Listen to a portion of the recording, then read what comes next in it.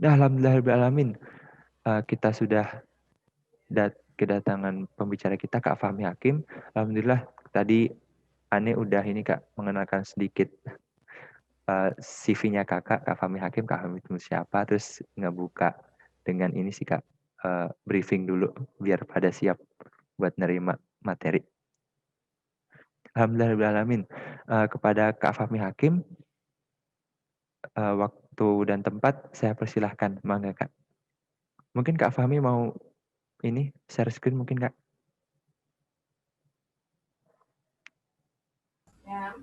Baik, bismillahirrahmanirrahim. Assalamualaikum warahmatullahi wabarakatuh. Waalaikumsalam. Waalaikumsalam Sebentar ya, warahmatullahi wabarakatuh. ada masalah sama audionya dulu. Baik Kak. Waalaikumsalam warahmatullahi wabarakatuh. Mbak selesai ternyata. Yowes kalau gitu.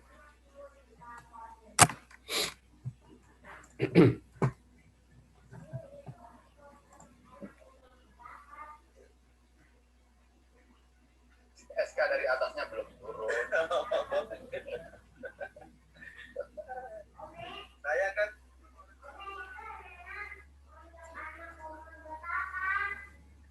Baik, bismillahirrahmanirrahim. Assalamualaikum warahmatullahi wabarakatuh.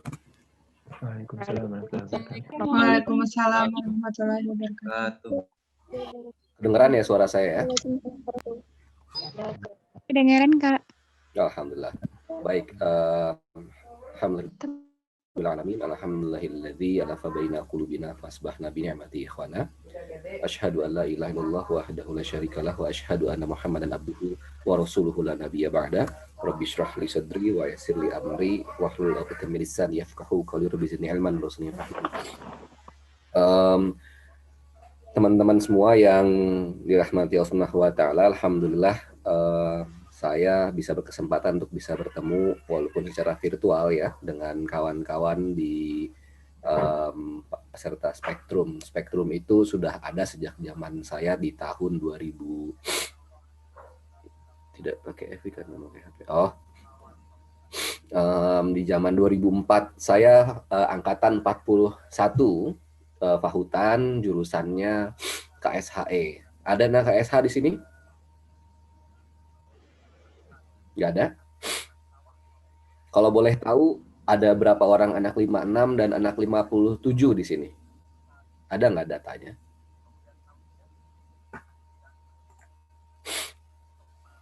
Menurut data itu, ini Kak, mungkin belum bisa semua yang hadir ya. Jadi sekitar 300 orang, itu 250 orang itu 56, sisanya sekitar 70 orang itu kebalik 250 orang itu 57. Nah, yang sekitar 70 orang itu 56. Gitu. Gitu. Khair.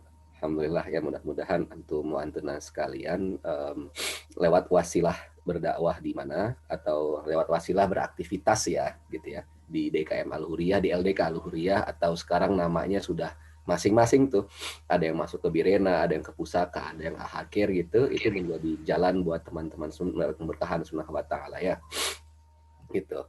Baik teman-teman semua, saya diminta menyampaikan tentang kuliah berkah di jalan dakwah gitu ya. Pada konteksnya sebenarnya saya bilang sama panitia, IPK saya nggak bagus-bagus amat gitu. Bahkan IPK saya sempat terjerembab begitu di angka yang tidak menyenangkan kalau misalnya buat saya gitu ya. Jadi saya memang tidak menargetkan bahwa IPK saya mendapatkan 3,5 atau 3,75 atau 4,0 atau lebih daripada 4 kalau misalnya ada gitu ya. Tapi memang saya hanya menargetkan bahwa saya bisa S2 di luar negeri gitu, mendapatkan beasiswa, lalu memiliki kemampuan bahasa Inggris yang lumayan. Nah, tidak terlalu bagus juga tidak terlalu bagus juga tidak terlalu jelek, cukuplah untuk kemudian saya bisa kuliah di luar negeri begitu. Terus kemudian, tapi saya juga ingin seperti zaman-zaman di sekolah dulu gitu. Saya di sekolah kebetulan SMP jadi ketua OSIS, SMA jadi ketua OSIS, kemudian sempat diminta untuk jadi koordinator OSIS Kota Bogor gitu ya. dan saya SMA 1 Bogor kebetulan gitu. Nah terus kemudian di IPB saya kebetulan diminta untuk jadi ujungnya di akhir ya menjadi wakil presiden mahasiswa IPB tahun 2007-2008 begitu. Sewaktu di kampus di fakultas gitu ya, saya sempat masuk ke LDF atau lembaga dakwah fakultasnya Ibadur Rahman atau di Fahutan gitu, DKM Ibadur Rahman. Namun seiring dengan berjalannya waktu, teman-teman meminta saya untuk aktif di BEM saja katanya gitu. Udah Mi, kalau lu di BEM aja deh, nggak usah di DKM gitu. Biar DKM kita aja yang ngatur gitu. Oh ya wes kalau kayak gitu. Gimana baiknya aja lah senior dan kawan-kawan gitu. Akhirnya saya coba masuk ke BEM. Di BEM fakultas pada saat itu nggak sempet tuh jadi jadi ketua BEM walaupun secara personal diminta untuk jadi ketua BEM. Sama teman-teman dan sama senior di Fahutan. Dibilangnya kalau misalnya lu yang maju jadi ketua BEM, kita nggak usah ada yang maju, langsung lu aja yang maju ketua BEM gitu. Tapi ternyata karena memang pada saat itu si ketua BEM Fahutan itu sama umurnya atau sama angkatan dengan KM IPB. Nah, saya diminta ke KM aja, ya sudah, saya ke KM aja kalau begitu. Nah, pada saat itu akhirnya di ketua BEM Fahutan diserahkan ke teman-teman yang lain gitu. Nah, itu sekelumit perjalanan dakwah. Saya bilang perjalanan dakwah ya, karena memang pada saat saya masuk ke lembaga-lembaga itu, saya bukan hanya menisbatkan saya masuk ke situ, itu buat diri saya. Tapi saya menyampaikan diri saya mendapatkan diri saya di situ gitu ya. Itu karena memang saya ingin menyampaikan sesuatu kepada orang lain gitu. Saya ingin menyampaikan kepada orang lain bahwa ada yang namanya nilai Islam di situ, di IPB, di Fahutan terutama begitu ya. Dan ini penting untuk kawan-kawan ketahui begitu. Kita ingin bangun bi'ah Islam di sana, apalagi di Fahutan gitu ya. Di Fahutan itu zaman-zaman dulu kita masih kalau ospeknya dipukul, ditendang, disuruh push up berantai, disuruh sit up berantai, disuruh push up perahu, kemudian disuruh sit up perahu juga, kemudian dinaikin berdiri, senior lari di situ, masih kayak gitu zaman jahiliyah gitu ceritanya gitu ya. Walaupun saya senang sebenarnya kayak gitu. Makanya pada saat saya di asrama Silvasari atau di asrama kehutanan, saya juga perannya antagonis, jadi mukul nendang orang juga pada saat itu. Gitu. Nah, tapi sekarang udah nggak kayak gitu teman-teman semua. Nah, jadi itu sekelumit perjalanan dakwah saya begitu ya. Dari mulai saya masuk ke PPKU sekarang namanya gitu ya. Nah, yang menariknya teman-teman, di PPKU itu ketika kita memang sudah terbiasa berorganisasi di zaman SMA-nya, SMP begitu ya, ataupun juga ada yang sudah mulai belajar berorganisasi di zaman-zaman itu, di masa-masa itu, maka yang ingin saya sampaikan adalah pada saat saya di masa tingkat persiapan bersama atau PPKU, ternyata nilai saya nggak bagus-bagus amat gitu. Ternyata nilai saya nggak bagus-bagus amat. Teman-teman SMA 1 yang lain nilainya pada 3,5, pada 3,7. Ternyata saya cuma 2,9 pada saat itu. Di satu sisi memang saya nggak terlalu pinter tentang eksakta gitu ya. Dan itu bikin saya malas-malas juga, karena seharusnya kalau udah kuliah pilihan kita masing-masing. Kita mau masuk ke dunia eksakta atau misalnya mau masuk ke dunia yang memang lebih fokus ke membaca, menghafal kayak gitu-gitu. Namun itu nggak jadi excuse gitu ya, nggak jadi pemakluman gitu, karena emang seharusnya orang tua saya minta saya di atas 3 gitu. Itulah gitu. Nah, akhirnya saya pengen berusaha ke atas 3, saya curhat sama kawan-kawan semansa pada saat itu, kenapa ya nilai gua kayak gini, lu pada bagus semuanya. Akhirnya teman-teman menyarankan begini, Mi, kalau lu kayaknya harus ikut organisasi deh, Mi. Cobain gitu ya. Nah, akhirnya pada saat itu saya mencoba ikut organisasi di tingkat 1 semester 2. Mulai masuk di UKF, mulai masuk di main bola kayak gitu-gitu. Akhirnya pelan-pelan nilai saya naik tuh di semester 2-nya. Lalu kemudian pada saat itu saya di semester 3 kalap tuh. Ikut organisasi ini, ikut organisasi ini, ikut organisasi ikut gitu ya. Sampai bahkan saya juga diminta untuk jadi mentor di SMA 1, balik lagi ke sekolah untuk jadi mentor begitu. Ya udah, ayo ikut gitu ya. Jadi satu hari itu di dalam 1 minggu saya mencoba untuk jadi mentor di SMA 1 Bogor, balik lagi untuk bina adik-adik di SMA gitu. Dan memakan waktu juga otomatis gitu. Akhirnya secara sederhana di semester 3 itu saya hitung-hitung ikut sampai dengan 7 organisasi gitu. Nah, 7 organisasi begitu, yang kebanyakan saya sudah tinggalin main bola, yang kebanyakan organisasi yang saya ada di situ adalah untuk kontribusi di situ gitu. Nah, akhirnya saya jeblok sampai dengan IPK 2,56. Tapi pada saat itu beasiswa saya masih aman karena minimum 2,5.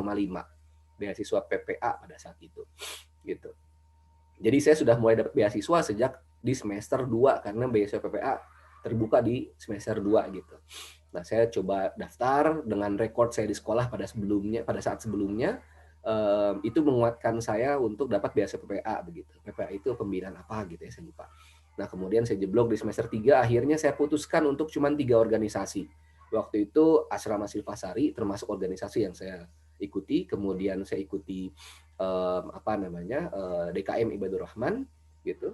Kemudian satu lagi saya ikutin Uni Konservasi Fauna gitu. Dan sekaligus Himpro Himakova. Kalau Himpro Himakova nggak saya hitung karena emang saya ada di KSH, jadi mau nggak mau saya harus masuk ke dalam situ gitu ya. Nah, sejak proses itu berjalan cuman tinggal 3 organisasi, 4 organisasi termasuk saya liko ya. Halakoh dan menghalakohkan orang lain pada saat itu. Mulai jadi ASEAN PAI ceritanya gitu. Nah, itu pelan-pelan ternyata saya sudah mulai bisa manage waktu saya begitu. Pelan-pelan saya mulai mengevaluasi setiap aktivitas yang saya kerjakan di setiap hari itu. Yang pada saat awal-awal di semester 1 saya ngaprak aja gitu ya, main bola, terus kemudian main ke Bogor, terus kemudian ya nggak jelas gitu ya, baca komik begitu pada saat-saat di semester 1. Saya baru mulai halakoh, mungkin kawan-kawan malah lebih bagus daripada saya. Kita semua punya masa jahiliyahnya masing-masing, dan saya baru mulai halakoh secara tetap itu di semester 1 akhir gitu ya. Ketika saya mulai menyadari bahwa nggak bisa gua gini-gini aja kayak gitu ya. Harus ada turning back point yang dimana pada saat SMA dulu saya mungkin saya mungkin ya kalau salah-salah masih ada kuliah gitu ya. Tapi pada saat kuliah, pada saat jadi mahasiswa, salah-salah berikutnya kita ke pasca kampus itu bekerja. Orang masih boleh bilang kalau misalnya dia masih salah-salah, masih mahasiswa lah. Tapi pada saat selesai mahasiswa, jadi sarjana, there's no excuse. Mentoring ya, betul. Nggak ada excuse lagi begitu buat orang-orang itu gitu. Ketika makanya kalau pada saat pasca kampus kemudian kawan-kawan itu kerja, itu label kawan-kawan mahasiswa sudah nggak ada gitu, maka langsung dinilai pekerjaannya pecat-pecat, keluar begitu, nggak ada lagi fresh graduate itu. Makanya dihargainya murah gitu, karena ceritanya walaupun dia memang sudah lulus dari kuliah tapi dianggapnya dia itu nggak tahu apa-apa gitu ya. Nah, saya menilai diri saya harusnya ketika kuliah ini udah harus lebih serius gitu, menata masa depan, melihat masa depan. Saya mau jadi apa? Saya mau jadi PNS kah? Ya. Kemudian saya mau jadi apakah gitu, mau jadi entrepreneur kah, mau jadi apakah? Saya harus melihat itu. Gitu. Nah, kemudian dari situ kemudian saya juga mikir, ini diri gue mau ngapain, mau gini-gini aja gitu ceritanya. Dalam konteks saya anak pertama, saya punya adik 2 gitu ya. Dan saya punya lingkungan gitu ya, di mana emang mau menanamkan lingkungan yang kayak bagaimana sih sebenarnya gitu. Saya mau bikin diri saya kayak apa gitu ya. Hafalan Quran masih gini-gini aja. Emang nanti pada saat nikah nanti mau baca surat pendeknya mau kulhu falak binas kan nggak kayak gitu. Mau ngajarin anak saya nanti kira-kira mau kayak bagaimana kan nggak kayak gitu juga. Nah, dari situ teman-teman saya start from the end gitu. Jadi endingnya saya mau jadi apa sebenarnya gitu ya. Lalu kemudian saya tarik ke belakang untuk ternyata saya lebih masuk ke arah sini. Ujungnya saya ingin menjadi seorang pemuda Islam yang mempunyai kuat keislamannya tapi mempunyai pengaruh secara global gitu. Akhirnya saya mulai mengembalikan untuk bahasa Inggrisnya diperbaiki lagi gitu. Saya lulus SMA dengan TOEFL saya 530 sekian gitu ya. Lalu kemudian pelan-pelan saya perbaiki. Terus sampai dengan ke arah nanti pada saat selesai. Saya bercita-cita untuk mendapatkan minimum IPK saya 3,01. Karena IPK 3,01 itu pada saat di ujung saya bisa S2 ke luar negeri dan lolos gitu. Jadi untuk pintu gerbang IPK selesai. Lalu kemudian minimum saya bisa dapat TOEFL minimal 550 dan di akhir saya dapat TOEFL 568 gitu. Lolos itu juga gitu untuk masuk ke beasiswa. Kemudian saya menargetkan pada saat saya lulus kuliah nanti adalah saya bisa seperti zaman-zaman saya di sekolah. Saya jadi ketua OSIS, saya kenal dari mulai Mamang Bibi sampai dengan ke kepala sekolah, dan pada saat saya kuliah, alhamdulillah ngikutin gitu, mencoba istiqomah di jalan itu terus gitu. Saya menjadi wakil presiden mahasiswa IPB yang kenal dari Mamang Bibi di Fahutan, di rektorat gitu ya, sampai dengan ke rektor, sampai dengan ke menteri gitu. Karena emang pada saat itu kita suka wawancara, suka sharing sama menteri karena IPB cenderung dekat dengan Jakarta pada saat itu. Lalu kemudian saya mencoba, ya ini yang saya lupa pada saat itu, adalah lulus tepat pada waktunya, lulus 4 tahun atau 5 tahun. Nah ternyata saya lulus sampai dengan 6 tahun, karena pada saat jadi Wapresma IPB itu, saya aksi udah kayak makan obat teman-teman. Jadi bisa seminggu 3 kali aksi itu, aksi di Bogor, aksi di Jakarta, karena saya mendampingi koordinator BEM Bogor, mendampingi mereka, dan kemudian mendampingi juga koordinator BEM se-Indonesia gitu. Kebetulan saya lebih banyak amanah di dalam kampus begitu, tapi mendampingi ke semuanya. Saya pikir kapasitas saya cukup untuk itu. Lusam gensam ya. Saya mencoba 1 tahun itu SKS yang saya ambil adalah BMKM. Jadi bukan lagi SKS mata kuliah tertentu gitu. Jadi saya ambil SKS BMKM, mencoba fokus ke situ selama setahun, sehingga setahun itu saya clear di situ gitu, nggak ambil mata kuliah. Gitu. Bahkan pada saat itu juga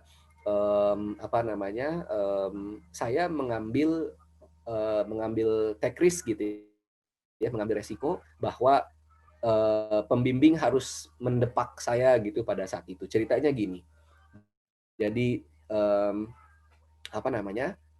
pada saat itu ada SBY, tahu SBY ya? SBY datang ke kampus IPB gitu, dan kemudian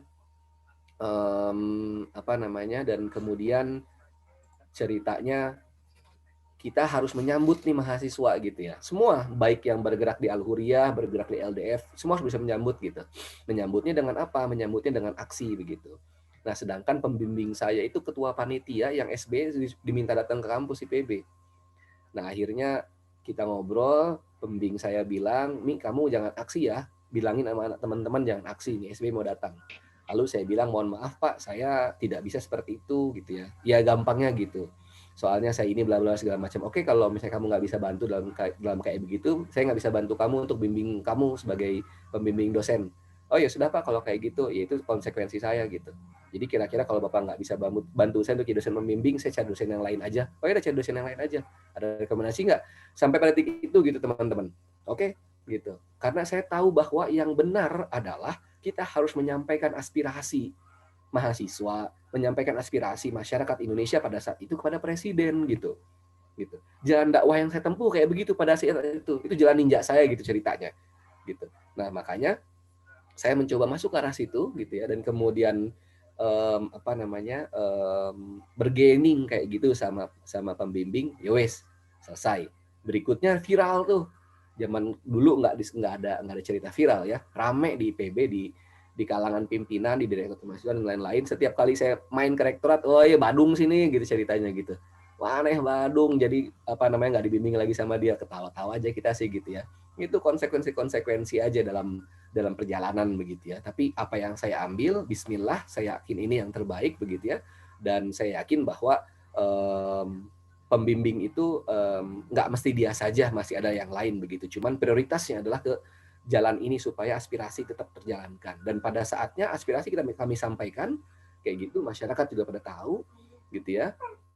Kebetulan diliput juga sama berbagai macam media pada saat itu gitu ya. Lalu kemudian akhirnya saya diminta untuk pindah pembimbing. Dan antum tahu gitu ya. Akhirnya pembimbing yang dipindahkan pada saat itu gitu ya, pembimbing dari Parinexo kemudian ke Pak Haryanto begitu. Nah, Pak Haryanto ini alhamdulillahnya menjadi jalan saya untuk mendapatkan rezeki dari Allah Subhanahu wa taala begitu. Akhirnya Pak Haryanto tahu saya begini dan segala macam, kamu mau nggak kerja sama saya? Akhirnya saya banyak kerja, banyak proyek dengan beliau. Sampai dengan saat ini. Saya menjadi asisten dosen, menjadi membantu mengajar di KSH lewat bantuannya wasilah lewat beliau begitu. Gitu. Ini ya yang saya lihat jangan-jangan ini memang jalannya Allah gitu untuk saya dalam konteks di kampus gitu ya, dengan jalan dakwah ini gitu, ceritanya begitu. Nah, yang ingin saya sampaikan dalam cerita tadi adalah teman-teman semuanya, yang pertama adalah kawan-kawan mumpung masih di angkatan 56 dan mumpung masih di angkatan 57, setting goals-nya mau kayak apa, bangun goals-nya kayak apa gitu ya. Kemudian dari tujuan itu dan beraktivitas lewat LDK Al-Huriyah, lembaga dakwah Al-Huriyah gitu ya. Maka kawan-kawan coba setting dari ujung itu terus gitu sampai dengan ke saat ini gitu. Oke, ternyata saya perlu memperbaiki cara saya berkomunikasi. Maka mulai bangun untuk di LDKM Al-Huriyah gitu ya, baik di pusaka dan segala macam, untuk belajar memimpin gitu, untuk take charge gitu, untuk belajar bisa berkomunikasi lebih begitu, bukan hanya pada konteks teknis, ambil itu gitu ya, berlomba-lomba dalam kebaikan pada konteks itu gitu ya. Lalu kemudian bagi kawan-kawan yang ingin memperbaiki pada cara cara membaca Qur'annya gitu ya, maka gini, udah ya. Maka ikutan LPQ gitu. Yang ingin masing-masing punya targetannya masing-masing, sesuaikan gitu ya, dan coba bikin programnya kalau mau ke situ kira-kira ke arah mana jalannya gitu ya.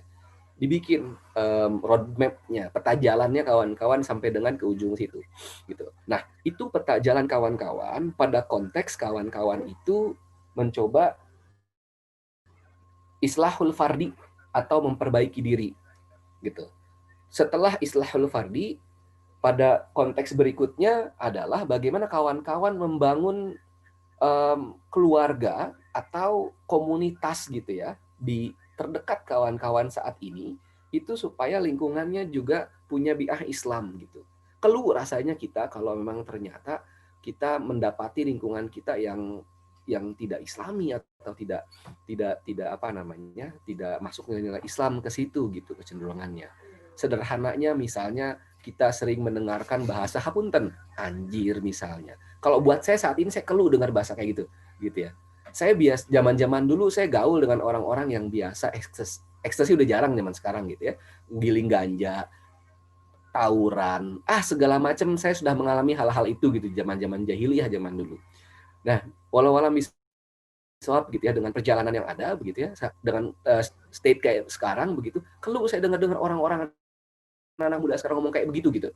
Saya bilang emang nggak ada kata-kata yang lain selain ngomong itu gitu ceritanya gitu ya. Hapunten misalnya, ngomong goblok, ngomong apa gitu ya, kok gimana gitu ya, saya kok nggak pas buat hati saya, buat telinga saya ngedengar hal-hal yang kayak gitu. Makanya kita bangun diri kita saat ini, mumpung kawan-kawan masih tingkat 1 dan tingkat 2, perbaikan dirinya gitu ya. Lalu kemudian bangun komunitas gitu. Nah makanya salah satu obat hati gitu ya, kalau kawan-kawan tahu kan dekat dengan orang-orang yang soleh, dan mudah-mudahan kawan-kawan orang-orang yang soleh. Nah pertanyaan pentingnya adalah kemudian kalau orang soleh itu kayak apa sih? Apakah harus rajin sholat? Apakah harus rajin ngaji? Surat Al-Imran menyampaikan gitu ya kepada kita, menyampaikan kepada kita dalam Al-Imran surat ketiga ayat 114 bahwa orang-orang yang soleh itu adalah yu'minun billah wal yaumil akhir, ta'muru bil ma'ruf wa tanhauna 'anil munkar. Kata kunci yang menarik adalah wa yusari'una fil khairat gitu. Jadi segera dalam masakan kebaikan gitu. Wa ulaika minas sholihin, dari termasuk orang-orang yang soleh. Jadi at least ada 4. Yang pertama beriman kepada Allah, wal yaumil akhir, kemudian hari akhir, kemudian ta'muru bil ma'ruf gitu ya, mengerjakan takmir ma'ruf gitu ya, dan kemudian untuk mencegah dari yang munkar.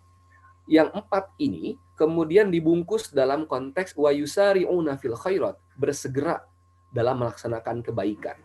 Ketika kata-kata bersegera itu artinya kita tidak mau didahului oleh orang lain.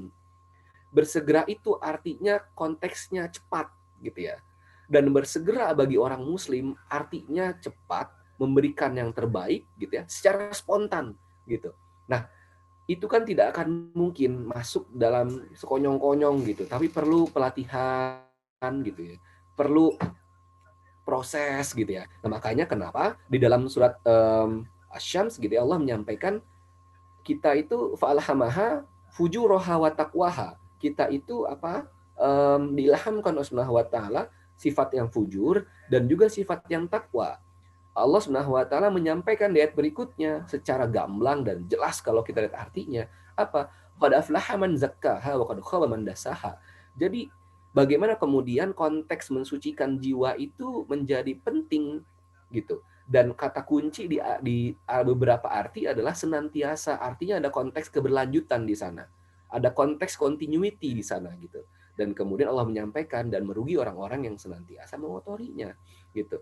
Itu kan hal yang clear teman-teman semuanya gitu ya.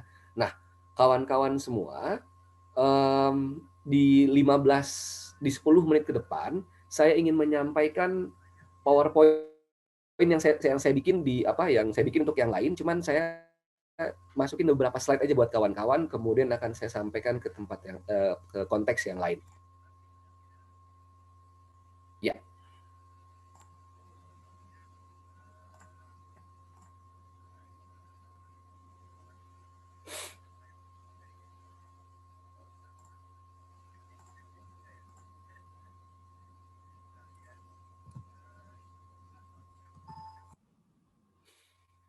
Ini saya siapkan sebenarnya untuk penyambutannya pasca sarjana. Jadi teman-teman pasca sarjana pada saat itu minta tolong saya juga untuk bisa menyampaikan kepada mereka kira-kira konteks kepemimpinan dalam dakwah kayak gimana sih gitu ya. Lalu saya sampaikan kepada mereka bahwa ini yang saya alami dan ini yang saya dapatkan dari orang-orang sebelum saya gitu ya, dari ustadz-ustadz saya begitu, dan saya sampaikan kepada antum semua. Sehingga sanadnya clear insyaallah gitu. Jadi saya menyampaikan bahwa fitrah manusia untuk kemudian kita itu punya Tuhan, punya Subhanahu wa taala dan berkhidmat kepadanya dan kemudian kita mengikuti Allah Subhanahu wa taala begitu. Nah, yang jadi penting buat kita adalah di surat Ar-Rum ayat 30 di bawah gitu ya. Maka hadapkanlah wajahmu dengan lurus kepada agama Allah, tetaplah atas fitrah Allah yang telah menciptakan manusia. Menurut fitrah itu tidak ada perubahan pada fitrah itu gitu ya. Dan agama yang lurus, tetapi kebanyakan manusia tidak mengetahuinya. Makanya teks itu Umar bin Khattab berdoa pada Subhanahu wa taala meminta kepada Subhanahu wa taala untuk menjadi orang yang sedikit gitu. Artinya orang-orang yang sedikit itu orang-orang yang tahu, orang-orang yang mengerti fitrahnya gitu ya. Orang-orang yang mengetahui bahwa dia hidup di dunia ini bukan cuma manusia tapi jin untuk beribadah Subhanahu wa taala, untuk bertakwa Subhanahu wa taala begitu. Dan untuk mengikuti apa yang Allah Subhanahu wa taala dan Rasulnya tuntunkan berbuat baik untuk diri sendiri gitu ya, karena dalam diri sendiri pun bertanggung jawab kita kepada diri sendiri, keluarga dan seterusnya, dan kita juga bertanggung jawab kepada publik komunitas gitu. Dan dengan cara apa? Dengan dakwatun nas ilallah bil hikmah wal mau'izatil hasanah gitu. Jadi dengan hikmah, dengan contoh, dengan teladan. Dan jangan nunggu kita menjadi orang yang baik karena kita nggak pernah tahu kapan jadi orang baik begitu ya, tapi ayat per ayat yang kita ketahui sampaikan gitu. Nah makanya inilah jalan hidup Rasulullah SAW gitu ya. Ciri orang yang beruntung dan orang-orang yang soleh begitu sama. Orang-orang yang beruntung pun juga di Ali Imran 114 sampaikannya sama gitu. Wal takum minkum ummatu yad'una ilal khair muruna bil ma'ruf sama wa yanhauna 'anil munkar sama wa ulaika humul muflihun gitu. Jadi kata kuncinya clear gitu ya untuk berdakwah itu gitu. Bahwa berdakwah itu adalah menyeru kepada kebaikan di ayat 14-nya wa yusari'una fil khairat, menyuruh kepada yang ma'ruf, mencegah dari yang munkar gitu ya. Dan itulah ciri-ciri orang yang beruntung gitu. Dan yang penting adalah kita dimotivasi oleh Allah Subhanahu wa taala gitu ya, bahwa kuntum khairu ummah. Tapi khairu ummah itu punya ciri menyuruh kepada yang ma'ruf sama, mencegah dari yang munkar sama, beriman kepada Allah sama kayak gitu. Dan Allah menyampaikan di ayat ini gitu ya, kebanyakan mereka adalah orang-orang yang fasik. Makanya sekali lagi sedikit orang yang ikutan kayak begitu teman-teman semua. Makanya nanti kawan-kawan akan mendapati 3 karakter yang ada di IPB. Mungkin 5-6 sudah merasakan gitu ya. Yang pertama adalah karakter orang yang ingin berusaha untuk kebaikan yang nafasnya Islam, yang nafasnya din gitu ya, dengan berbagai macam firqah yang ada, kelompok-kelompok yang ada, dan kemudian ada orang yang cuma ikut, itu floating mass gitu ya. Jadi dia float aja, ikutin aja. Dia mau ke kanan ikut, boleh. Ke kiri ikut, boleh. Dan segala macam gitu. Dan yang ketiga, emang orang-orang yang nggak peduli dan yang nggak suka sama dakwah Islam. Dia nggak suka ketika ada nilai-nilai Islam masuk ke situ gitu. Itu real. Ya, itu real. Kenapa? Saya sampaikan kasus-kasusnya. Karena pada saat saya menanyakan kepada calon ketua BEM dan teman-temannya pada saat tahun-tahun itu, tahun-tahun dulu, kenapa sih kawan-kawan visinya apa, kawan-kawan pengen jadi ketua BEM dan pengen masuk ke BEM? Saya ngomong sama teman-teman yang lain. Lalu kemudian dia bilang apa? Yang penting jangan sampai Al-Huriyah atau teman-teman yang dakwah yang menang. Itu coba bayangin. Yang dibilangnya. Itu yang pertama kali. Yang keduanya, gue pengen yang namanya hiburan tuh gebiar gitu di IPB gitu ya. Oke, boleh gitu ya. Karena di hati saya dulu gue juga orang hiburan. Dulu gue juga event organizer yang ngundang Dewa, ngundang Gigi, ngundang Andin, ngundang segala macam zaman-zaman itu gitu ya. Sampai saya punya cita-cita saya pengen ikutan Soundrenalin atau ikutan Java Jazz Festival zaman-zaman itu gitu. So, di IPB bisa nggak kayak begitu? Nggak bisa, bro. Mbak, kenapa? Rugi kebanyakan. Serius deh. Nah, jadi ada 3 golongan itu gitu.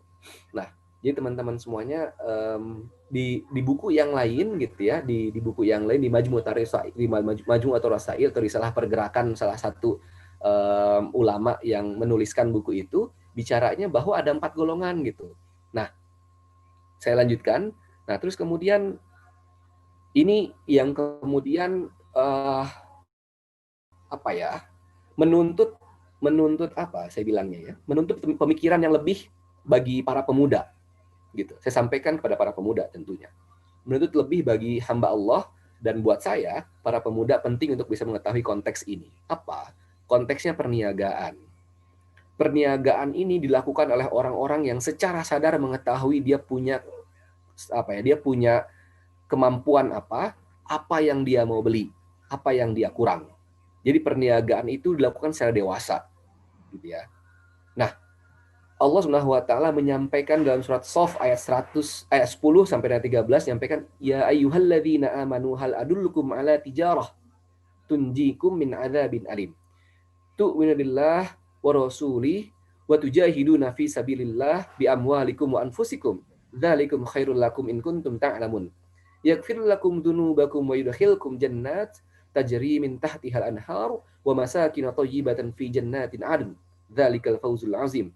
Wa ukhra tuhibbunaha nasrullah wa fathun qarib wa basyiril mu'minin. Hai orang-orang yang beriman, sukakah kamu aku tunjukkan suatu perniagaan yang dapat menyelamatkan kamu dari azab yang pedih, yaitu kamu beriman, kita beriman pada Allah dan Rasul-Nya dan berjihad di jalan Allah dengan harta dan jiwa. Itulah yang lebih baik bagi kamu jika kamu mengetahui niscaya Allah akan mengampuni dosamu dan memasukkan kamu ke dalam surga yang mengalir di bawahnya sungai-sungai, ya, dan memasukkan kamu ke tempat tinggal yang baik dalam surga Aden. Itulah kemenangan yang besar. Dan ada lagi karunia yang lain yang kamu sukai, yaitu pertolongan Allah dan kemenangan yang dekat, gitu ya. Dan sampaikanlah berita gembira kepada orang-orang yang beriman. Jadi ini perniagaan yang Allah tawarkan dan yang kita mau beli, gitu. Nah, insya Allah teman-teman semuanya, yang namanya keberkahan itu adalah ziyadatul khair. Jadi bertambah gitu ya, kebaikan itu. Dan dakwah itu adalah jalan yang para pendahulu kita, tabi'in gitu ya. Kemudian para sahabat, rasul dan para anbiya sebelumnya itu sudah berjalan, menjalani itu. Dan bagi orang-orang dan bagi para generasi yang mengikuti itu, gitu ya, Allah senantiasa memberikan tangan-tangannya untuk membantu orang yang berdakwah di jalan Allah, gitu. Entah dengan cara-cara yang kadang-kadang kita tidak ketahui cara-cara itu. Yang kita bisa lakukan adalah keyakinan kepada Allah Subhanahu wa taala bahwa ketika kita berdakwah di jalannya, Allah bantu. Bahwa ketika kita di jalannya, Allah ada. Bahwa ketika kita di jalannya, Allah akan siapkan berbagai macam instrumen untuk mendukung kita. Bahwa bahwa pada perjalanannya Allah Subhanahu wa taala kok kayaknya luar biasa banget ini tantangannya gitu. Kok kayaknya luar biasa banget ini banyak yang nggak suka dan segala macamnya. Wajar gitu ya. Karena Umar bin Khattab pun menyampaikan apa? Menyampaikan pertama bahwa jalan dakwah itu jalannya panjang. Bahwa jalan dakwah itu penuh onak dan duri, dan bahwa jalan dakwah itu sedikit pengikutnya gitu. Nah, kuliah kita di kampus IPB ketika dijalankan dengan jalan yang kayak begitu, teman-teman semuanya, dan kita bertahan di situ, insya Allah yang namanya jalan kehidupan berikutnya itu terasa ringan buat kita. Kenapa? Karena kita sudah terbiasa ditempa di kampus ketika kita harus kuliah, ketika kita harus membantu orang tua, dan ketika kita harus berdakwah, dan ketika kita harus juga bergaul dengan teman-teman yang lain, gitu. Dicoba cari keseimbangan, dicoba cari waktunya, gitu ya. Dan teman-teman juga perlu refreshing, carilah waktu untuk refreshing, gitu. Insya Allah sudah banyak jalan, sudah banyak orang, sudah banyak cara, gitu ya, untuk kemudian bisa menyeimbangkan hal itu semua, gitu ya. Asalkan kita yakin kepada Allah bahwa Subhanahu wa Ta'ala akan membantu kita. Di surat Al-Baqarah, gitu ya, Allah juga menyampaikan bahwa tidak akan apa ya, kita akan diuji seperti orang-orang yang sebelum kita gitu.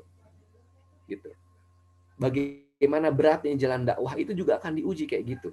Makanya Subhanahu wa Ta'ala di Al-Baqarah juga di ayat akhir-akhir menyampaikan bahwa la yukallifullahu nafsan illa wus'aha gitu.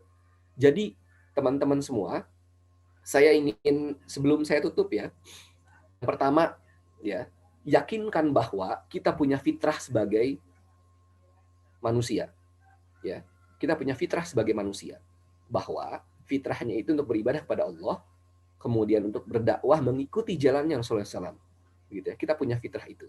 Dan sebagai orang yang mengikuti fitrah itu, kemudian berdakwah, maka Allah Subhanahu wa Ta'ala sudah menyiapkan satu paket dengan dakwah itu adalah tantangan-tantangannya.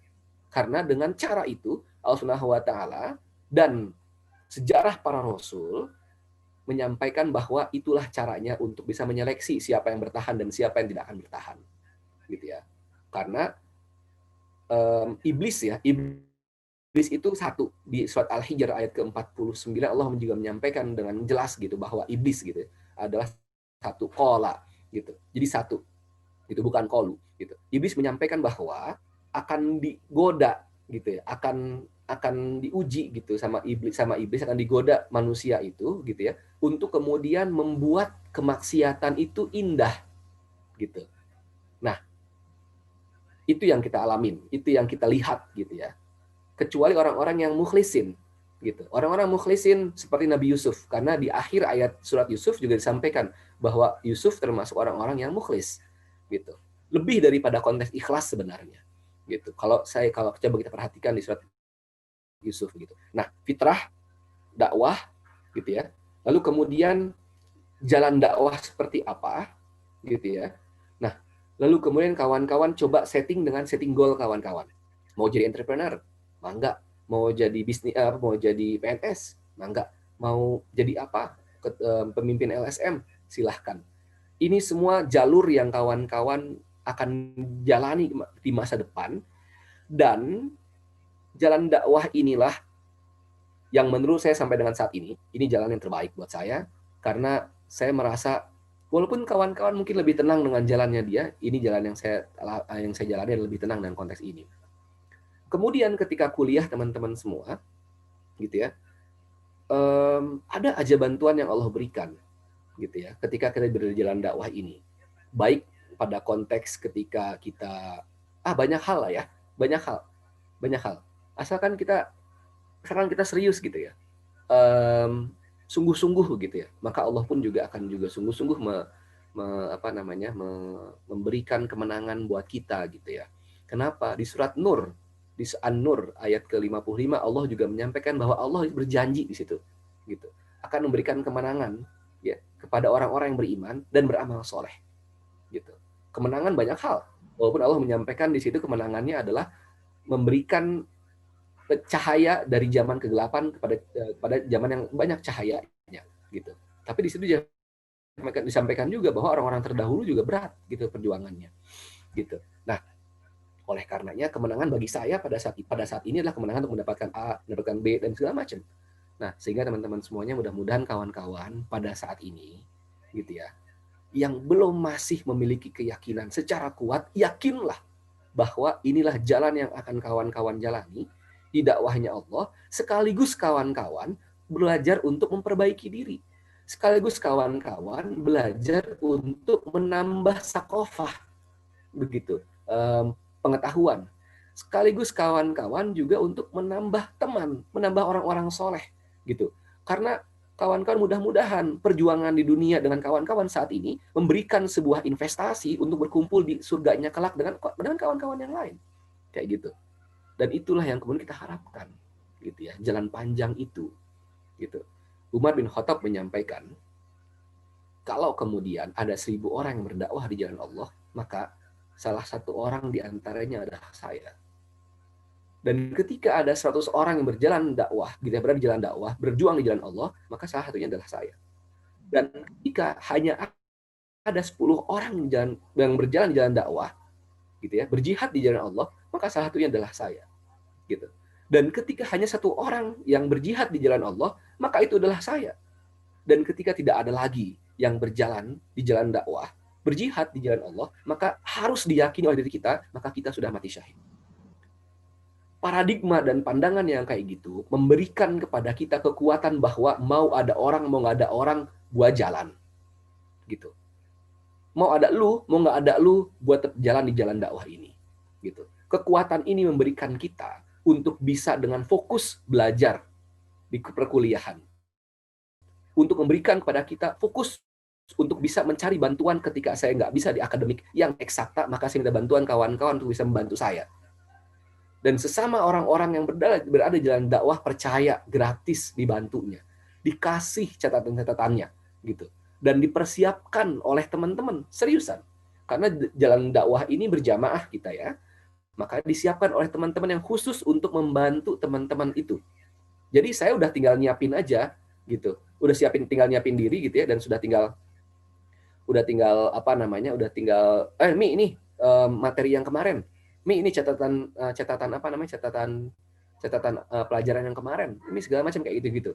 Jadi disiapin sama teman-teman gitu, baik yang akhwat pun yang ikhwannya. Nah, itu yang saat ini ingin saya sampaikan. Mudah-mudahan ada yang ingin kawan-kawan sampaikan. Yang 56 mungkin kira-kira berjalan sejauh ini seperti apa gitu ya. 57 mungkin harapan-harapannya seperti apa gitu ya. Sebelum nanti saya akan tutup dengan satu statement yang lain gitu ya. Mudah-mudahan teman-teman ada yang ingin disampaikan. Silahkan, saya kembalikan ke moderator.